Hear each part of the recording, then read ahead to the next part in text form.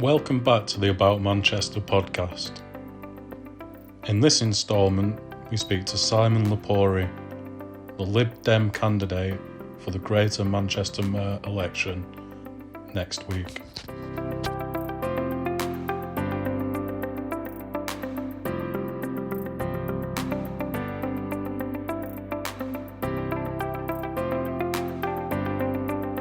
Here we go.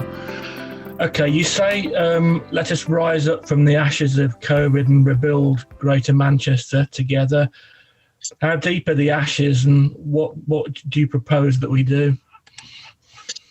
No, I mean, the past year has shone a light on all of us. I mean, you talk about communities that never spoke to each other, neighbours that didn't know each other. You know, this past year, we've all come together. Mm-hmm. And I think it's not unique to Greater Manchester, but it's uniquely Greater Manchester in the same way that we've found it easy to come together as communities over the past year, and I think with that renewed sense of optimism and settlement within ourselves, that we can actually move forward and face the challenges of the next 10 years. I mean, those challenges, you know, not to bang on about Brexit, but you know, there will be economic issues over the next 10 years. You know, that those two, you know, bullets of the COVID hangover and Brexit together are going to make us have to stand up and say, what do we want Greater Manchester to look like? How do we want it to feel over the next 10 years? So we have opportunities, shall I say, to green our city, green our economy, to look at our young people and say, how can we get you to stay in Greater Manchester? What jobs can we create for you? And we can have a look at our middle-aged population, of which I am one, and say, what skills do you need to keep on working and keep being part of the Greater Manchester project? Because it's a brilliant place to live, and we do rise up. I think throughout history, you've seen, after we've been a city of protest, but a city that has been injured and scarred over the years through the Blitz, through the IRA bomb in '96, through the arena attack in '17. Those are just three things that we've come back from, and we've come back better from as a city region. Okay. You talked about jobs. Where do you see the jobs being created over the next 10 years? That's a big question. Yeah. We are the fastest growing digital city region in Europe. Mm-hmm. That's something that I will give kudos to the Combined Authority and our current mayor for helping to facilitate, because that was the right choice. That was the right thing to do. We want to have, digital economy in Greater Manchester that allows for, computer games to be created, video games to be created here, for e-commerce to flourish here. And, we want our young people and our middle-aged people to actually work in those industries and learn the new skills that are going to help drive that economy forward over the next 10 years. But as I've already alluded to, the greening of our society, climate change is real. And greening of our economy is something that will create those huge opportunities, whether it is retrofitting our buildings, so we'll need all the skills for that, or whether it's those green jobs and industries that haven't even been discovered or invented yet. Mm-hmm. We can be that inventing city region that helps the country and the world face up to the climate emergency. Okay. Does our education system at the moment correspond with those goals, Simon? Education nationally is a huge problem. I think, and I'm always saying we have an agrarian or a rural education system. It was set up in the 1800s, and it's not really updated since. We do need more digital education. We do need more education about the world around us. This isn't a part of let's forget our history, because our history is incredibly important.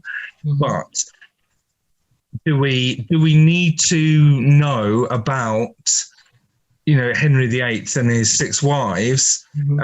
Does it take five lessons to learn about that, when we could be learning, do that in one lesson and actually learning about how China's dominating their manufacturing world around us? Those are the types of changes, and they happen nationally. Locally, we do have a skills and jobs fund that kicks in at age 16 plus. So, I'm keen to promote lifelong learning. I'm keen to work with our universities and our colleges to create packages of learning to help anyone find their place in any future economy, whether that be green jobs, digital jobs, or jobs that we know will continue to exist. So jobs in healthcare and the police force, support officers, they all need training, transport jobs, or finance jobs and retail. Education doesn't currently come under the remit of the Greater Manchester or any other devolved administrations. Do you think that it should? It's one of those things where I think if the national government, because it's not, what I've just spoken about isn't just a Greater Manchester issue.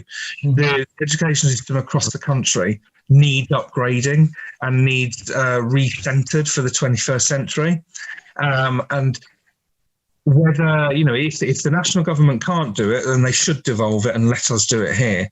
But I don't think it's necessarily needed. Because we've got that skills and jobs fund that we can direct post-16 training and education with.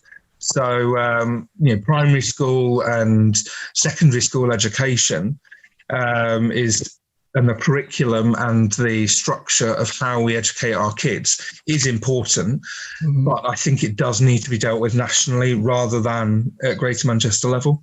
Okay. Do you believe other powers should be devolved to Greater Manchester? Yeah, so at the moment, one of my big things is public health. You've got the public health budgets are devolved to local authorities, and I would have that moved up to combined authority level to allow us to deal with pandemics and health concerns and hotspot health issues around Greater Manchester in a more nimble, more efficient, more targeted way. And the example I used is, you've got the national government telling people to wear face masks and hands, face space. The people of Trafford didn't need any more public health money spending on them for that to sink in and that to be to become the norm. Whereas we know places like Bolton, Oldham and Rochdale had COVID rates that soared. So they should have had extra public health money a team going to actually start to educate and comfort and allay some fears around it, which they didn't have. And if that was at a combined authority level, I think we would have seen less infections and thus less deaths. But there is a white paper at the moment in Whitehall government about health, and it's talking about moving a lot of public health back to London from local authorities. So I think our opportunity to get that done is actually over the next year. We can feed into that white paper and say, right, don't take it back down to London. Let us do it across Greater Manchester. Okay. I'll switch the subject now. What do you believe has gone wrong with policing in Greater Manchester? And if you were elected mayor, what do you feel needs to be done? I've said throughout... That's a big question. As I've said throughout hustings and through debates and on the two TV debates, it's about our police force's culture. You know, there are hundreds of thousands of hard-working police officers across this country and in Greater Manchester that just want to serve their communities and actually want to keep their communities safe and comfortable and feeling that they can approach their police officers. And I applaud these men and women because they do a job that I could never do. Mm-hmm. But the leadership, the top of GMP, has failed the police force through its inability to deal with allegations of corruption, sexual harassment, homophobia, racism. It's all in there. It's been pushed under a rug for so long. And I mean, one of the attacks that I did lay at our current mayor's door was, it's not just about the cut to the police force. Yes, they had an effect, and I'll hold my hands up and say that, but Labour ran the police authority from 2006 onwards. Tony Lloyd was our first police and crime commissioner from 2012 through to 2017. And Andy Burnham has been that role as well as the rest of the mayor's duties from 2017 to now. That's 15 years of Labour supposed scrutiny and control over GMP.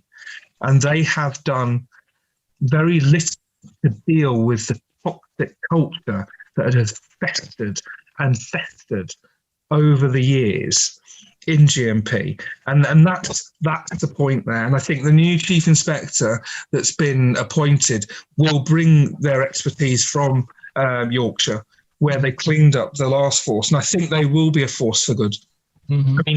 I mean, just to add on, I think if anyone remembers the North Staff's health crisis, I mean, I compare it to that, because there was a breakdown in communication, a breakdown of trust, a breakdown of reporting incidents, a breakdown of reporting bullies and inappropriate behaviour by staff in that trust that led to a damning CQC report and everything else that came out about it. Yeah. And it's the same thing with GMP. It's not the rank and file officers, it's the top that has to clean house.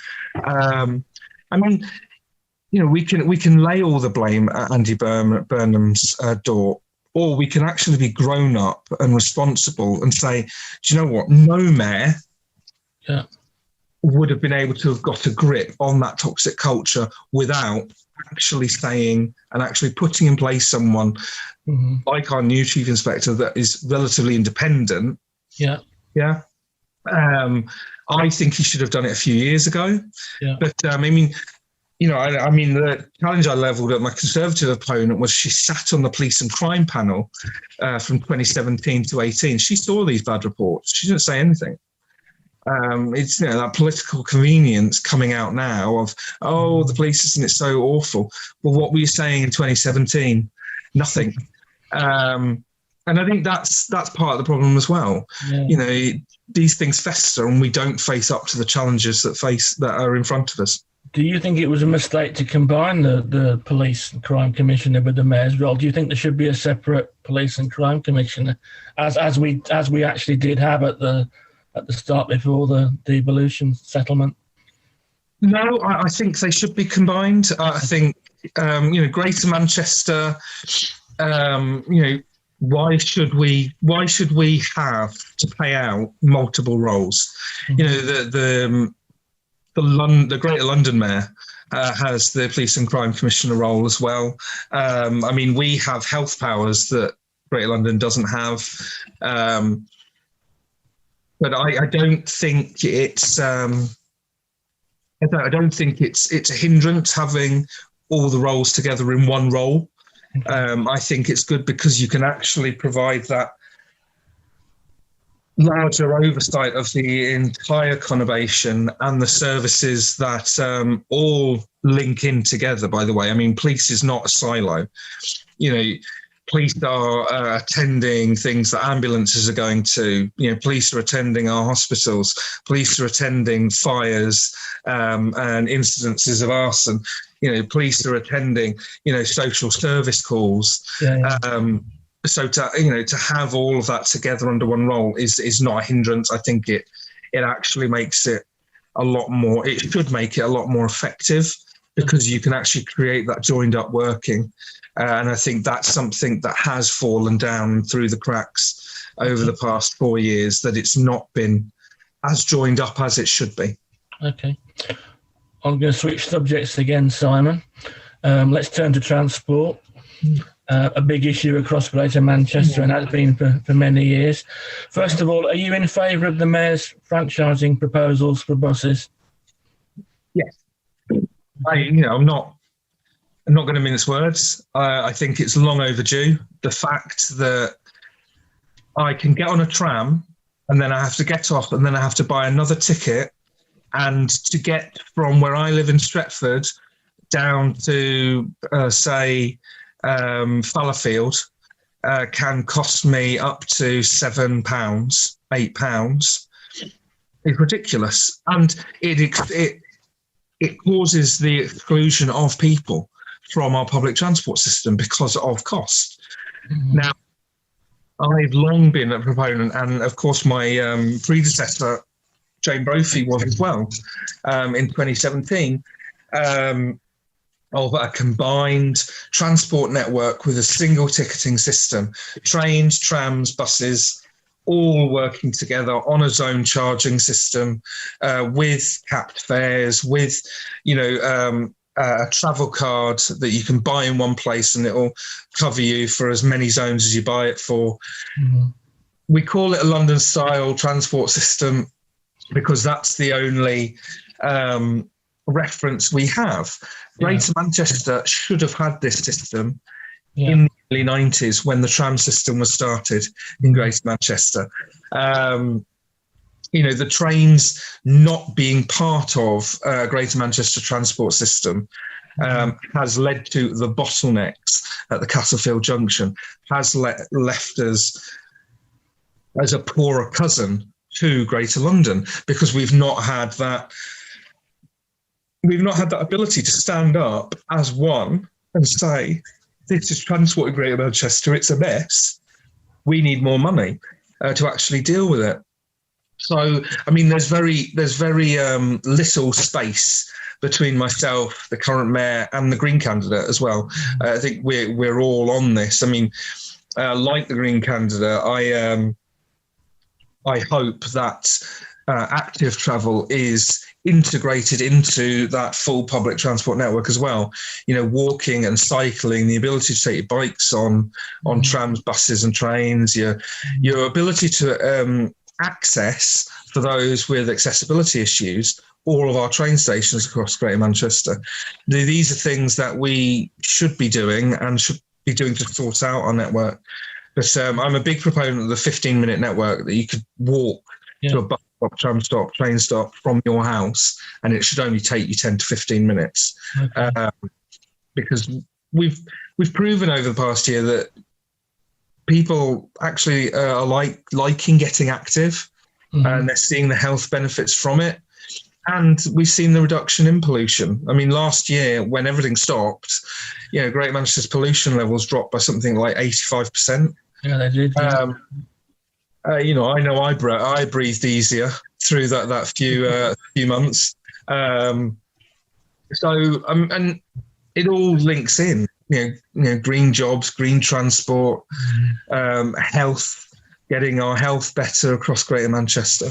Okay, so let's stay with that. We're talking about clean air, and let's move on to the so-called congestion charge. Although obviously it's not a congestion charge. What would be your solution to the issue of getting high emission vehicles off our roads?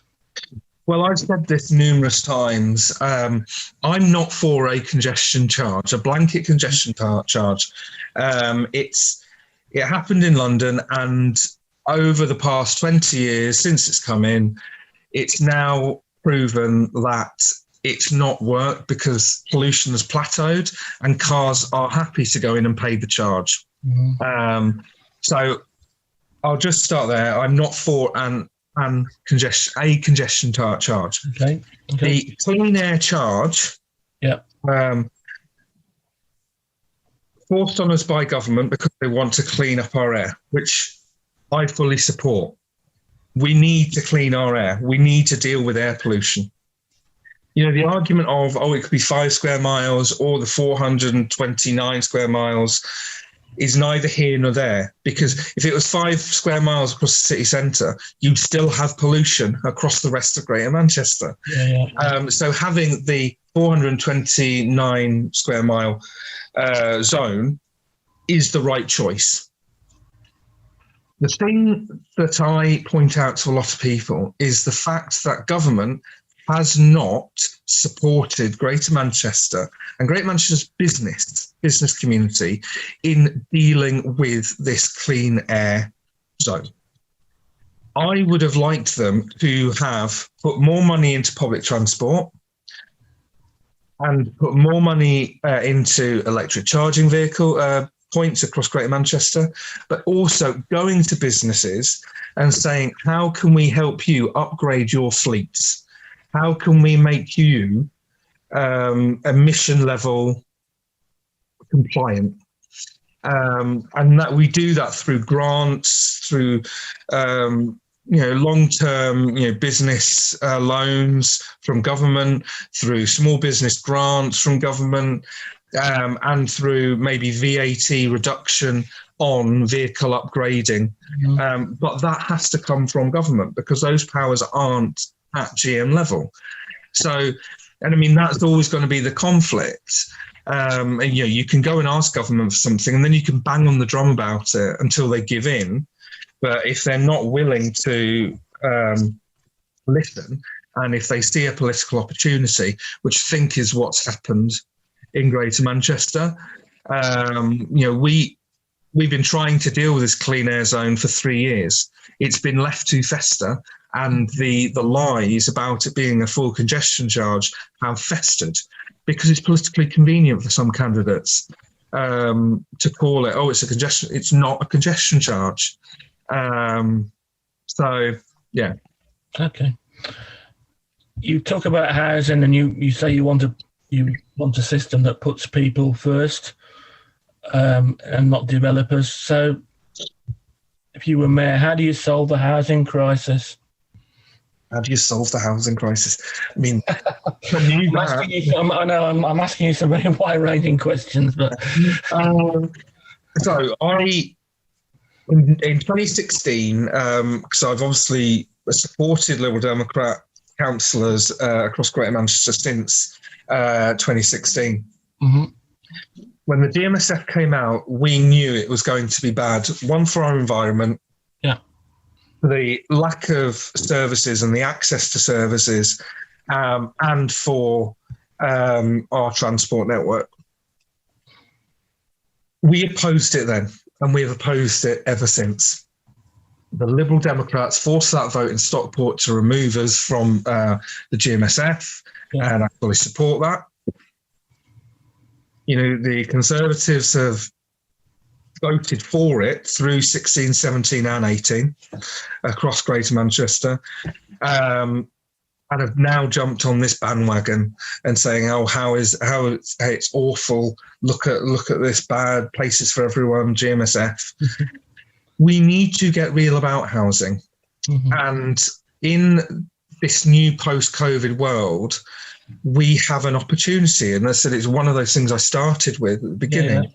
An opportunity. One, we've just had a census, so let's see where we're actually up to. But two, do we need the vast spaces, commercial spaces and industrial spaces earmarked in the Places for Everyone plan, GMSF? I would say we don't, because they're not based on any economic model. They were based on growth figures over the past 20 years. And I don't think we're going to have that same level of growth to need all of our office space, all of our industrial warehouse space moving forward. We've got office space in our town centres and city centres that's going to lay empty. Mm-hmm. Let's get that converted. We've got far too many box apartments in our town city centres. Let's actually build family-sized apartments. Let's change the culture of living to one that accepts raising a family in a town city centre. Okay. So we don't have to move out to the suburbs. We are going to have to build up. And I have no problem with that, as long as we have social housing, affordable housing, and yes, the luxury apartments within that makeup. And councils have to be forced to adhere to their own guidelines of 20% affordability of developments over a set number of units. I mean, we know developers know that limit, so they'll always have one less flat. So then the whole lot doesn't have to adhere to the 20% rule. And I think that's wrong. Mm-hmm. Councils should be pushing for that affordability ratio. So should the mayor then be implementing that? Should the mayor be more going into councils and saying, look, this needs to be done. We need to have the 20%. Yeah, I think the mayor should. I mean, the mayor has that overriding, planning and structure and infrastructure role over Greater Manchester. And if you are just building, thousands of luxury apartments that the regular Greater Manchester resident aren't going to be able to afford, either rent or buy, what is that going to do to Greater Manchester? We don't want to become like Greater London, where people are just forced out of our city centres and town centres because it's too costly. I mean, another reason why I oppose building those houses on the Greenbelt, none of them were going to be affordable. We talk about affordability as if it's the magic code word. It's not, because affordability in, say, Timperley Wedge is a £400,000 house. That's the affordable level.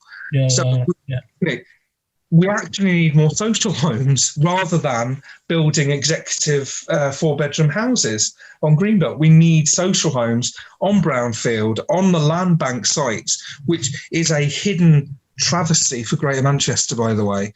The amount of places that are land banked, whether they're buildings that are allowed to rot, so they can just be torn down and you can put a block of flats up on it.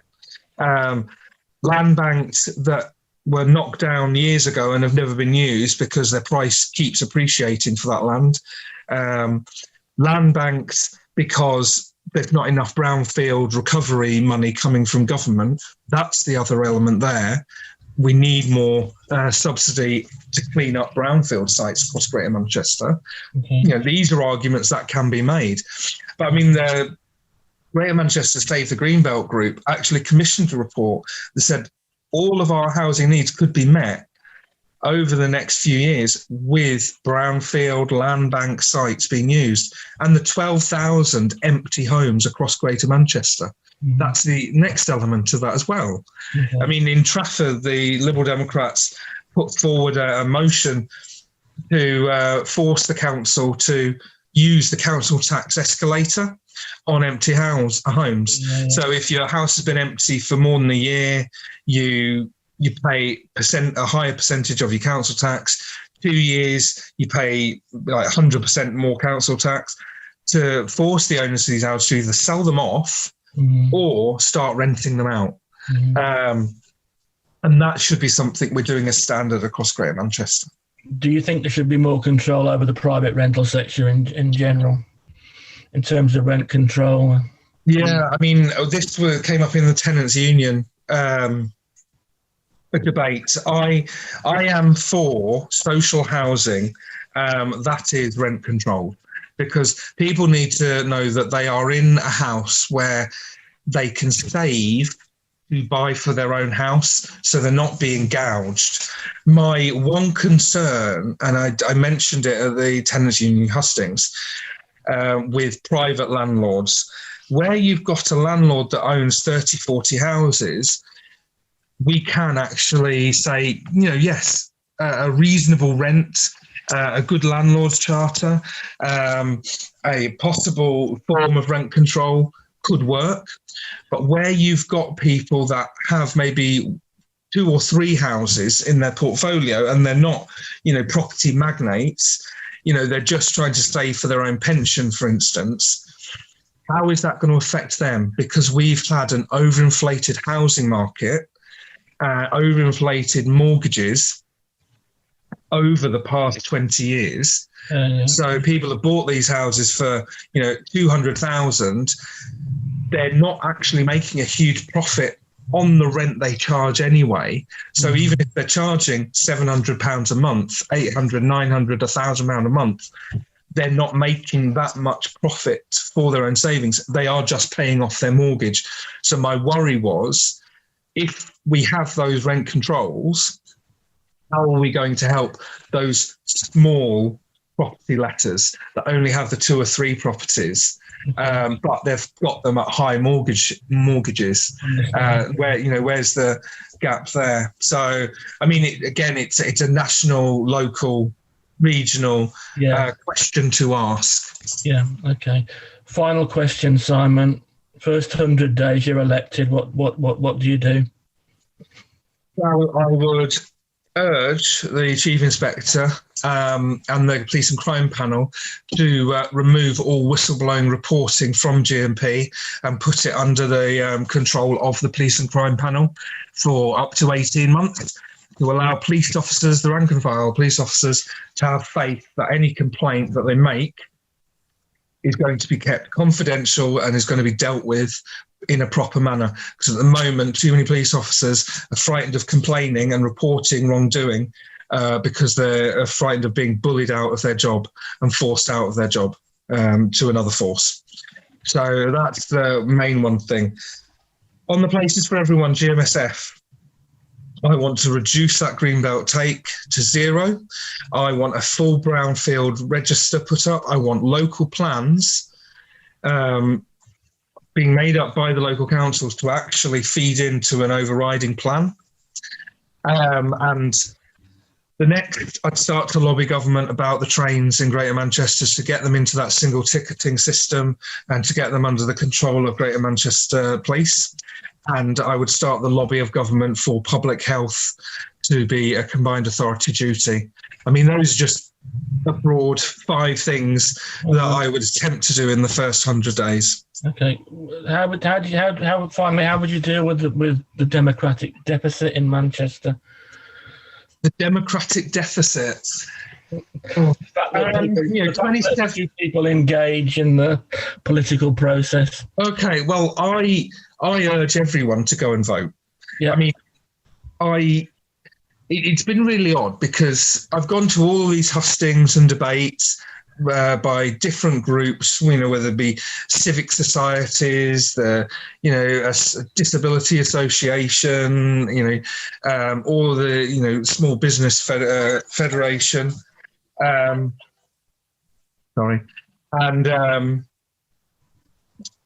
thing about them is you go to all these groups because you want to represent the entirety of Greater Manchester. And I've urged them all and I've said, look, you can vote for me on your first preference.